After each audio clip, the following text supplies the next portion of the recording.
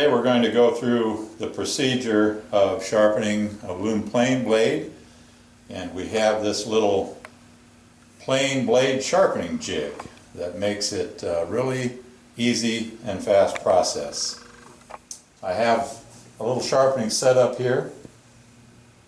I have some plate glass and a roll of stick-it sandpaper. I like to use sandpaper to grind the primary bevel. I think it's faster than a coarse stone. It's just my preference. You certainly could use a coarse stone. So we'll put the sandpaper down on the glass. Here's the plane. Here is the blade. Just set at the depth when it was last used. So I'm just going to leave it at that depth and take the blade and backup iron out. So we'll grab a screwdriver, and you just need to loosen these some. There's a couple of slots here where you can take your screwdriver and just push the blade. I need to turn it to the side a little bit. So this is the backup iron here. It's slotted for the blades. Then there's the blade. So in order to get that out, we can just take a little screwdriver and move it down below the sole and pull it out. Now you can see on the bottom of the frog there's a couple of rare earth magnets that hold the blade on there. One's there and one is there. So when you put that blade back in there, it's held in place. And that's really handy for setting our chip break gap, which is going to be the gap between the front of the frog right here and the blade. So however far that blade sticks out beyond the front of the frog is the chip break gap, and that makes a big difference in how the blade performs. So we'll go ahead and set the plane aside, and our plane blade sharpening jig has a slot with a couple of rare earth magnets right behind it, and then these two jacking screws. So when we put the blade in the slot, they're butting up against the jacking screws. The idea is that we want the blade to stick out an even amount below the bottom of the jig, and that is completely arbitrary. I usually try for about 1/16 of an inch, but as long as it's even, it really doesn't matter. So we've got that set. It looks pretty good already.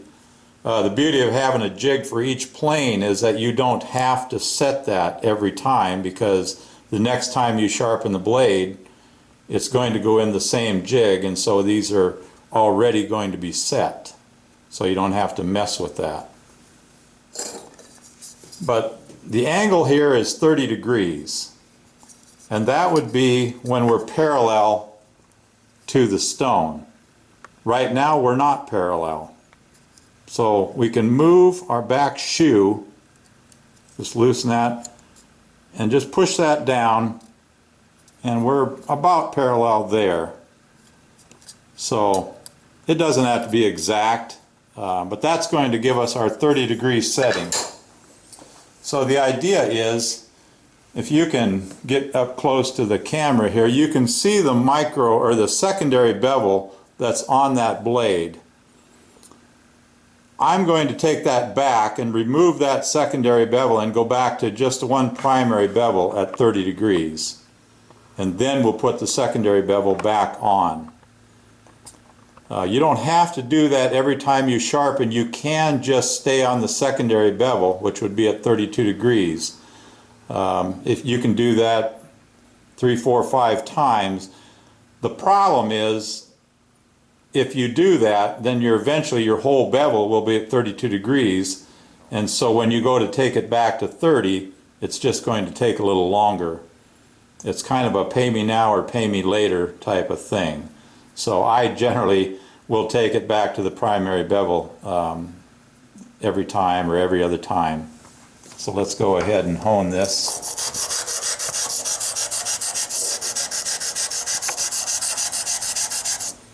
We have the shoe here, which is made out of UHMW material. I choose to run it so it's off of the abrasive. That way there's absolutely no wear. It's very resistant to wear, but there's no need to run it on the material if you don't have to. And I certainly don't have to in this case, so I just choose to run it off of the abrasive paper.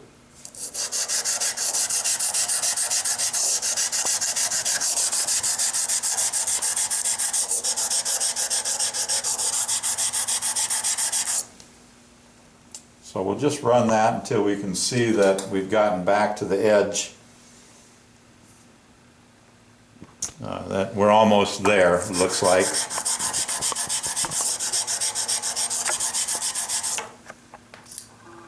Pop that out.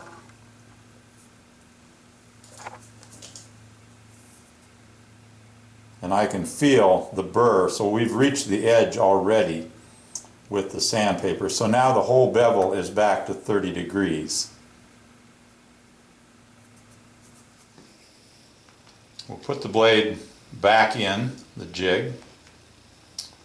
And here you can see on the shoe we have little lines and a reference line here, but the lines there are marked in 1 degree increments.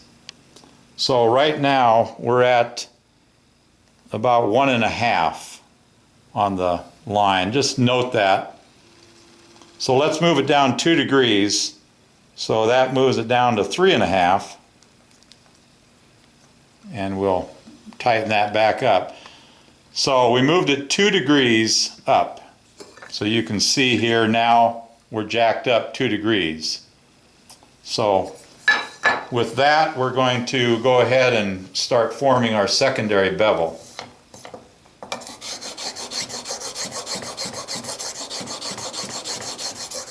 I like to use a DMT extra fine diamond stone for this. I like how it cuts fast and will straighten the edge really nice, and this always stays flat. Obviously you could use any other stone to do this also.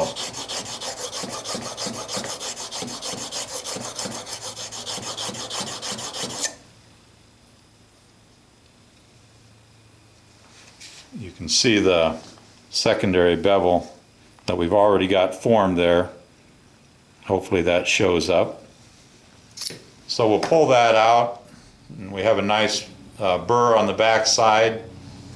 At this point, I want to check and make sure we're flat and straight, which it looks like we are. So we'll set that stone aside. I'll go to a soft Arkansas, and we'll back that burr off.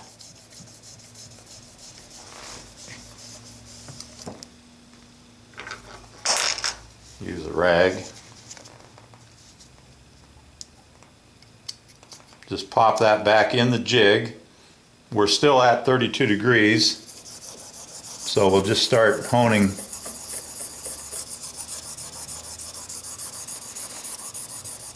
Notice how easy it is to maneuver this little blade all over the stone, right up to the corners.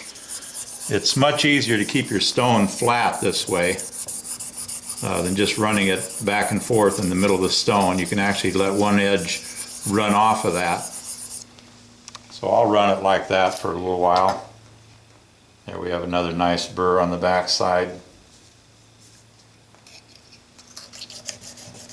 Back off that burr.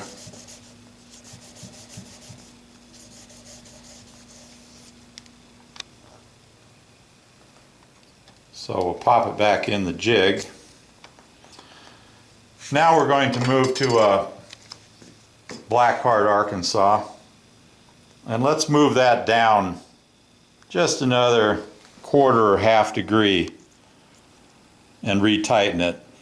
So now we're at about 32.5 degrees. The reason I do that is just to make sure we're always reaching the edge when you go to a finer stone. Sometimes finer stones, they don't take off a lot of material, so you can end up polishing right behind the edge and it looks nice and sharp, but you maybe didn't quite reach the edge. If you jack it up just a little bit more, you make sure you've created a tertiary bevel and make sure you're going to reach the edge where you can get some real sharpness. So we'll work the hard Arkansas here. Now, I heard a while ago that Arkansas stones won't cut A2 steel, so this really shouldn't be working, but sure seems like it does to me.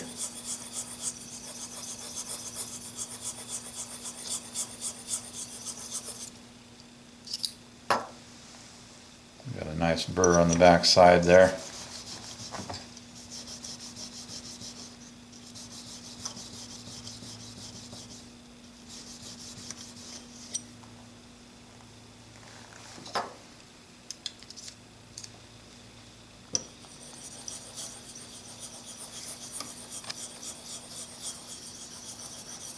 You can actually go sideways at your end honing. Some guys like to do a sideways honing, so it's pretty easy to do that.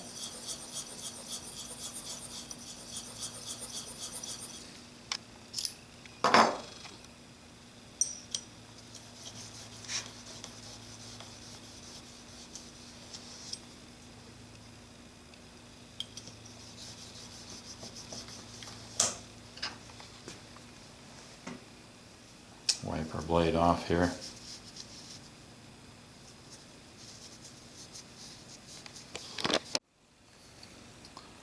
So we'll take our newly sharpened blade and put it back in the plane. The magnets hold it in position. Now the next step is something you might have a hard time seeing with the camera. I can see it here.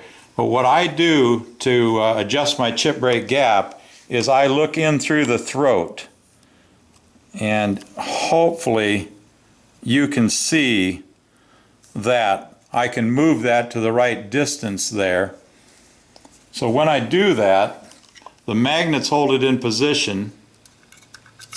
You can just drop the backup iron in there, check to make sure nothing moved, which it didn't, and then go ahead and tighten your 3 screws.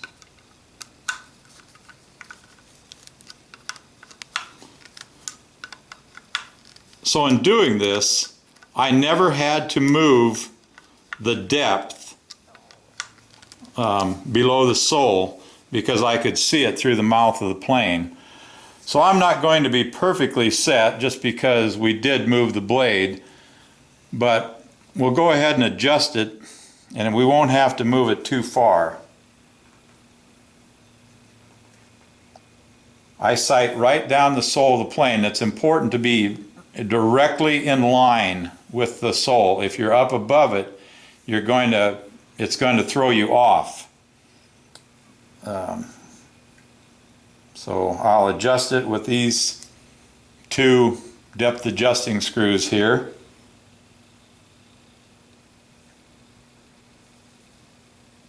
I will tighten it with the frog lock bolt, which is the big bolt there. And let's take a shaving, see if it'll work.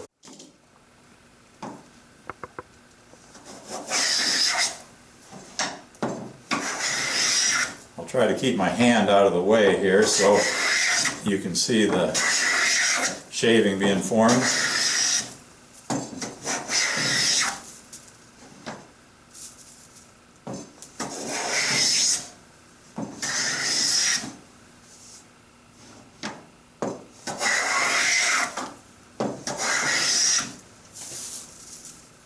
One last thing, I honed that blade straight across, but this happens to be a cambered frog.